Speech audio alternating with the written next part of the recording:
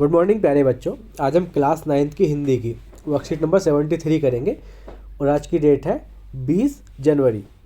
सबसे पहले देखते हैं हमारी वर्कशीट में आज क्या दिया गया है। हमारी वर्कशीट में आज रीढ़ की हड्डी एक एकांकी है। एकांकी एक नाटक का एक भाग होता है, ठीक है। रीढ़ की हड्डी नामक एकांकी के माध्यम से, ठीक है, लेखक ने क्या किया है, जो समाज में स्त्रियों के प्रति जो रूढ़िवादी मानसिकता है उस पर प्रहार किया है, ठीक है, स्त्री शिक्षा के माध्यम से। तो इस एकांकी के बारे में हमें दिया गया है, जिसके लेखक कौन है, जगदीश चंद्र माथुर इसके लेखक हैं। आपको इसका भी ध्यान रखना। उसके बाद क्या दिया गया, इस जो एकांकी है इसके कुछ संवाद दिए गए हैं यहाँ पर, ठीक है। और उसके बाद यहाँ पर हमारे कुछ क्वेश्चन दिए गए, कुल 6 क्वेश्चन दिए गए हैं जिनका आंसर हमें देना है। तो शुरू करते हैं आज की वर्कशीट को। रीढ़ की हड्डी एकांकी के माध्यम से लेखक ने समाज में व्याप्त स्त्रियों के प्रति रूढ़िवादी मानसिकता पर प्रहार करते हुए स्त्रियों को प्राप्त होने वाली शिक्षा के माध्यम से उसमें बढ़ते हुए आत्मविश्वास तथा साहस को दर्शाया है। इसके लेखक या फिर एकांकीकार जगदीश चंद्र माथुर है। इम्पोर्टेंट है, आपको ध्यान रखना है, ठीक है। उसके बाद एकांकी लगभग नाटक का एक भाग या उसका छोटा स्वरूप होता है। आपने रामलीला देखी होगी, वह भी नाटक का एक रूप है। सिनेमा को इसका आधुनिक रूप कह सकते हैं। नाटक या एकांकी के मंच पर अभिनय द्वारा किसी विषय को प्रस्तुत किया जाता है जिससे सभी दर्शक सहज ढंग से ज्ञान मनोरंजन प्राप्त करते हैं। नीचे दिए गए एकांकी के अंश को पढ़कर उससे संबंधित उत्तर दीजिए, ठीक है। यहाँ से यहाँ तक हमें क्या बताया गया, यहाँ से यहाँ तक बताया गया एकांकी क्या होता है, ठीक है, वो सब बताया गया है। यानी एकांकी जो होता है हमारा एक नाटक का ही एक दूसरा रूप होता है, छोटा रूप होता है, ठीक। और ये हमारी एकांकी का नाम है रीढ़ की हड्डी और इसके लेखक है जगदीश चंद्र माथुर। ये 3 चीज़ें आपको यहाँ से ध्यान रखनी है। एकांकी किसे कहते हैं, ठीक है, इसके लेखक कौन है और एक किस एकांकी से लिया गया, 3 चीज़ें। अब आगे हम शुरू करते हैं। मामूली तरह से सजा हुआ एक कमरा, अंदर के दरवाजे से आते हुए जिन महाशय की पीठ नजर आ रही है वे अधेड़ उम्र के मालूम होते हैं। एक तख्त को पकड़े हुए पीछे की ओर चलते चलते कमरे में आते हैं। तख्त का दूसरा सिरा उनके नौकर ने पकड़ रखा है, ठीक है। यानी एक अधेड़ उम्र के व्यक्ति हैं और एक उनका नौकर है जो एक तख्त को लेकर आ रहे हैं। तख्त, ठीक है, जिस पर हम सोते हैं वो उस तख्त को लेकर आ रहे हैं। यहाँ से हमारा नाटक शुरू होता है। बाबू, अबे धीरे धीरे चल, अब तख्त को उधर मोड़ दे, उधर, बस बस, ठीक है। तो जो नाटक हो रहा है ना, उस नाटक का मंचन यहाँ पर हमें बताया गया किस तरीके से। नाटक की शुरुआत कहाँ से होती है, उसमें 2 व्यक्ति हैं, एक व्यक्ति अधेड़ उम्र के हैं, ठीक है, एक उनका नौकर है, जो दोनों एक तख्त को पकड़ के अंदर को आ रहे हैं, ठीक है। उसके बाद जो बाबू होते हैं, जो अधेड़ उम्र के व्यक्ति होते हैं, वो कहते हैं अबे धीरे धीरे चल, अब तख्त को उधर मोड़ दे, उधर, बस बस बस, ठीक है। अब क्या है, नौकर कहता है बिछा दूँ साहिब। तो जो बाबूजी थे वो कहते हैं जरा तेज आवाज़ में, और क्या करेगा, परमात्मा के यहाँ अकल बट रही थी तो तू देर से पहुँचा था क्या, बिछा दूँ साहब।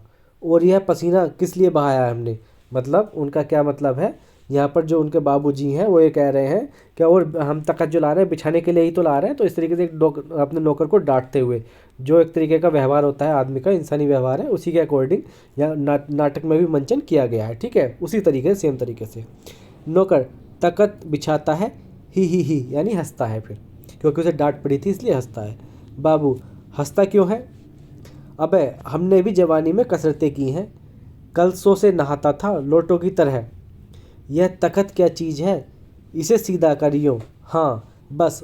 और सुन, बहू जी से दरी मांग ला, इसके ऊपर बिछाने के लिए चादर भी, कल जो धोबी के यहाँ से आई है वही।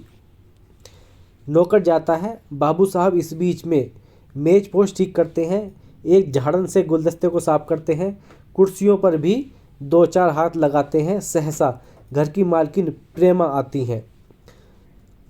गदमी रंग, छोटा कद, चेहरे और आवाज़ से जाहिर होता है कि किसी काम में बहुत व्यस्त है।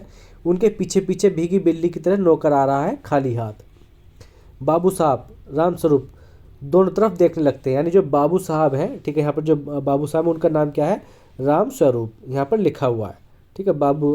जो बाबूजी थे, 1.5 उम्र के व्यक्ति थे, उनका नाम है राम स्वरूप और उनकी पत्नी का नाम है प्रेमा। ठीक है, ये प्रेमा कौन है? ये बाबू की पत्नी है, यानी रामस्वरूप की पत्नी है।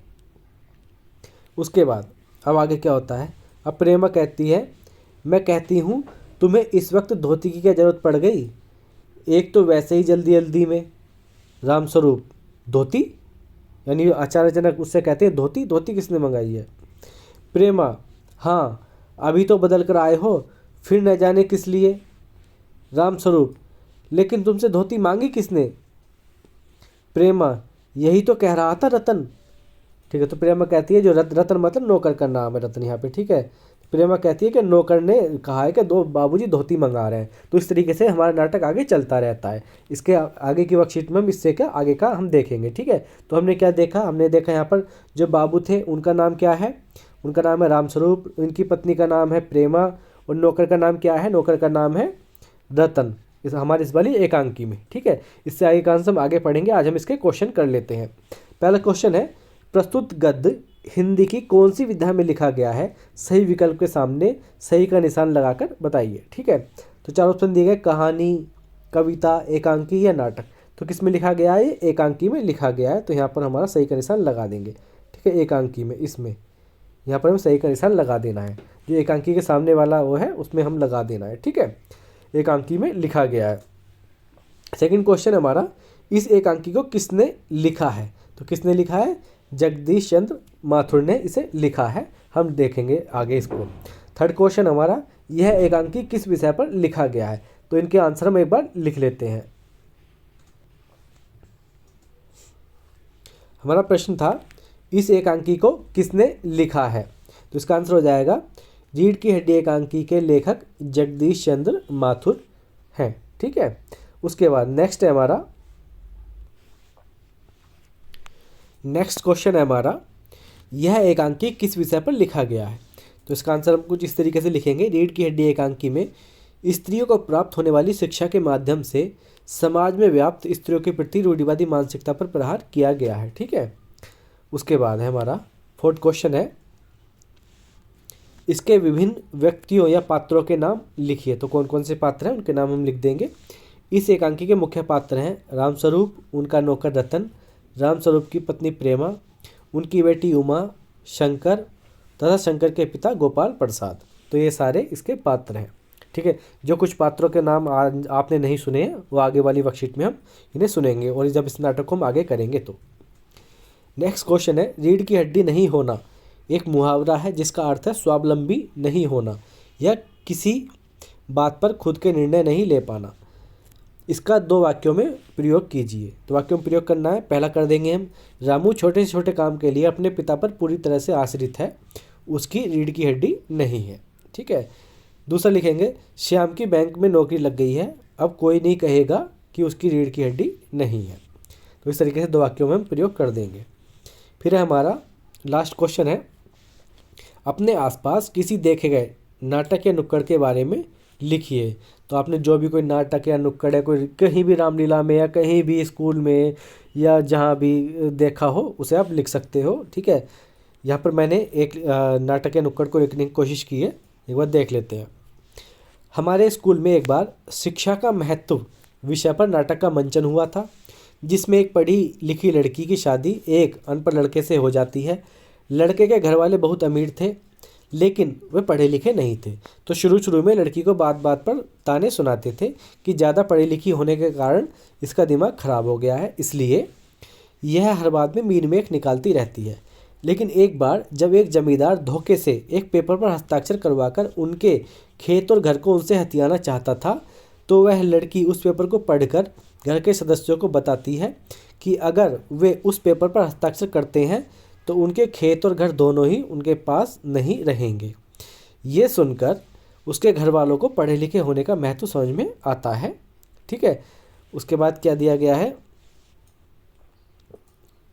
कहाँ पहुँच गए थे हम, समझ में आता है। इस तरीके से एक इंसान अगर पढ़ा लिखा है तो उसे आसानी से बेवकूफ़ नहीं बनाया जा सकता, इसलिए वे सभी शिक्षित होने का प्रण लेते हैं और लड़की अपने सभी ससुराल वालों को दिन में 1 घंटा पढ़ाने लगती है। इस प्रकार सभी घर वाले शिक्षित हो जाते हैं और बाद में यह मुहिम पूरे गांव में चलाते हैं और गांव वालों को शिक्षा का महत्व बताते हैं। इसी प्रकार नाटक जो है का अंत हो जाता है। ठीक, खत्म नहीं लिखेंगे हम, यहाँ पे लिखेंगे नाटक का अंत हो जाता है। तो इस तरीके से हम 6 क्वेश्चन को लिखेंगे। तो आज की वर्कशीट थी, आपको कैसी लगी कमेंट करके जरूर बताना। अगर वीडियो अच्छी लगी तो वीडियो को लाइक करना और शेयर करना। Thank you, thanks a lot.